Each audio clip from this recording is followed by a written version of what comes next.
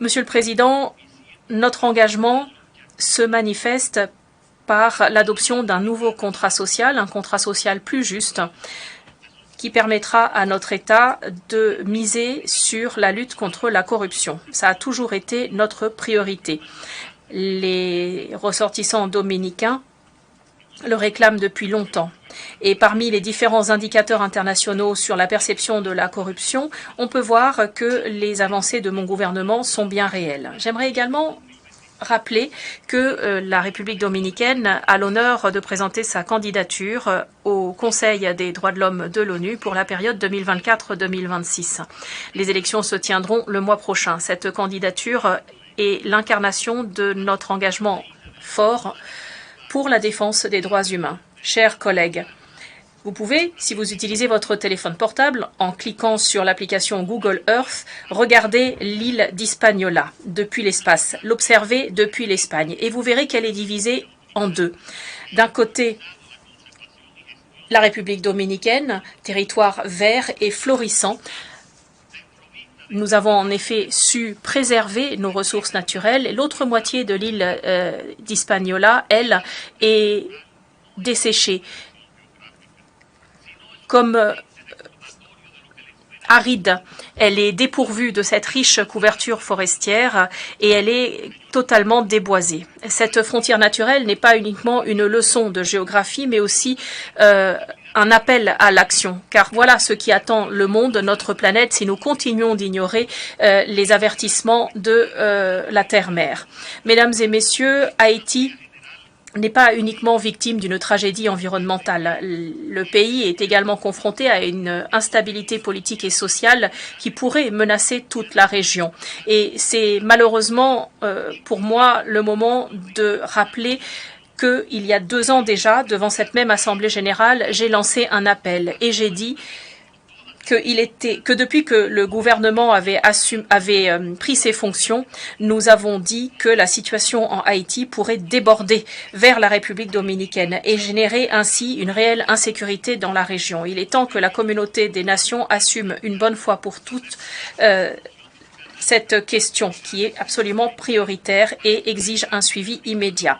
Et je voudrais aujourd'hui me refaire le héros de cet appel et rappeler que depuis un certain nombre de choses se sont passées.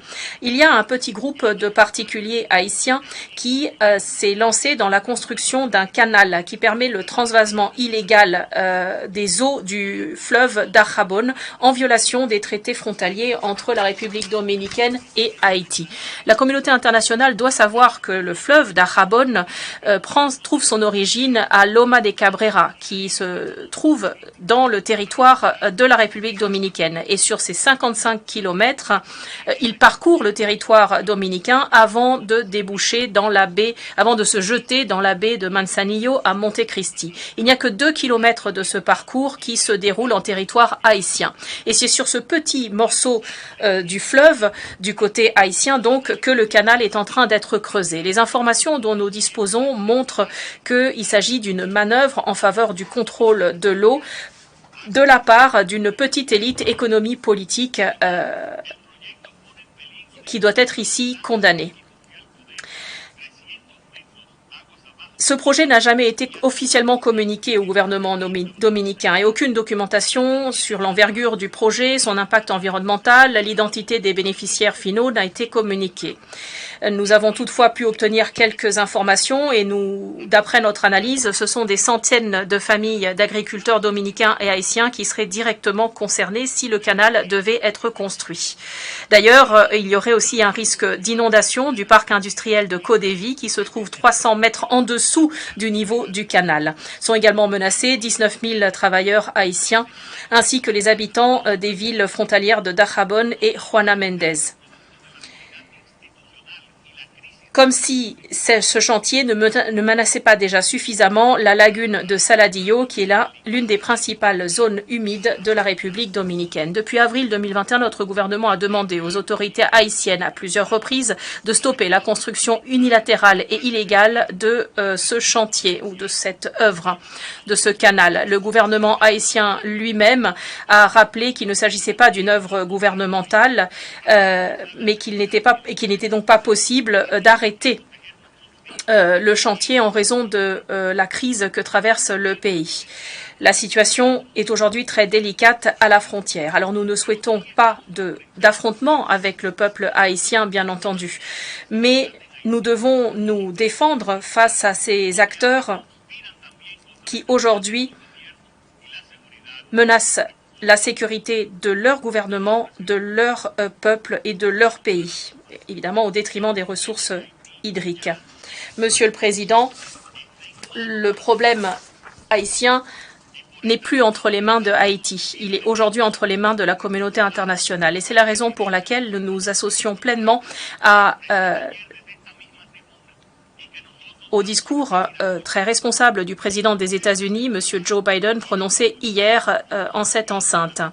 Le Conseil de sécurité doit autoriser au plus vite la mission de sécurité prévue par l'ONU. Le Conseil de sécurité a déjà adopté 3 résolutions importantes qui mettent en place un régime de sanctions qui permettent de lutter contre le trafic illicite d'armes et qui appellent à la création d'une force de police multinationale qui doit aider la police nationale haïtienne dans le contrôle du territoire. J'aimerais remercier le Kenya pour son geste solidaire important. Le Kenya s'étant proposé pour prendre la tête de la force multinationale. Je voudrais également remercier la Jamaïque et les Bahamas qui ont décidé de contribuer à cette force par l'apport d'effectifs. Je profite de cette occasion pour remercier de façon toute particulière le président du Kenya, M. William Ruto, pour sa solidarité et ses efforts en faveur de la paix et de la stabilité en Haïti et dans la région. Nous exhortons tous les pays qui peuvent jouer un rôle dans ce contexte-là à s'associer à ces efforts louables et à agir avec détermination. Ce qui se passe en Haïti est un effondrement de l'ordre public par l'action d'éléments criminels incontrôlables qui n'ont aucune revendication politique ou idéologique à faire valoir. Et d'ailleurs, la demande d'aide formulée par les autorités haïtiennes, en particulier sous la forme de nos forces multinationales, est conforme à l'esprit et à la lettre de la Charte des Nations Unies et du mandat qui a été confié à cette organisation en faveur du droit international et de la paix. Il est évident que le processus de pacification en Haïti doit prendre la forme d'un nouveau pacte social et politique. Et dans ce contexte-là, je crois qu'il est important que la CARICOM, via son groupe de sages, puisse assumer un rôle de premier plan, en particulier afin de négocier un accord politique qui permettra de donner la plus grande légitimité à la force multinationale et qui permettra aussi la tenue d'élections justes, libres et transparentes. Dans ce contexte-là, je voudrais reconnaître les efforts déployés par M. Andrew Holness, Premier ministre de la Jamaïque. J'aimerais également remercier le secrétaire général des Nations Unies pour tout son travail en Haïti et nous l'invitons à redoubler d'efforts pour permettre le déploiement immédiat de cette force multinationale en Haïti. Nous appelons également le Conseil de sécurité à adopter la résolution le permettant maintenant, dès que possible, parce que le temps commence à manquer. Monsieur le Président, la République dominicaine, pendant des siècles, a su coexister avec le peuple haïtien. Parfois, cette coexistence a été difficile, certes, mais tout au long de ces siècles, nous avons manifesté de manière infatigable notre solidarité vis-à-vis de ce peuple. Haïti a aujourd'hui besoin de beaucoup, a besoin de nous. Je voudrais répéter que nous sommes prêts à manifester toute la solidarité nécessaire avec le peuple haïtien, mais nous n'oublierons pas non plus que notre principale mission est de défendre les intérêts du peuple dominicain. Nous l'avons toujours fait, nous continuerons de le faire. Et je peux vous assurer qu'il ne pourra y avoir de solution dominicaine au problème haïtien. Mesdames et messieurs, n'attendons pas que la prochaine mise en garde soit la chronique d'une tragédie annoncée. En cette 78e session ordinaire de l'Assemblée générale, faisons le nécessaire pour faire renaître notre détermination collective pour faire advenir un avenir plus sûr, plus inclusif et plus durable pour Haïti et pour tous et toutes. Mon dernier appel sera celui-ci. Sur cette scène internationale, nous devons agir comme nation individuelle, mais aussi comme collectivité unie. Nous partageons une vision, nous partageons un dessein. L'histoire nous jugera pour les paroles que nous prononçons en cette auguste enceinte, mais aussi et surtout pour notre action sur le terrain. Soyons à la hauteur des attentes. Merci. Au nom de l'Assemblée générale, je tiens à remercier le président de la République dominicaine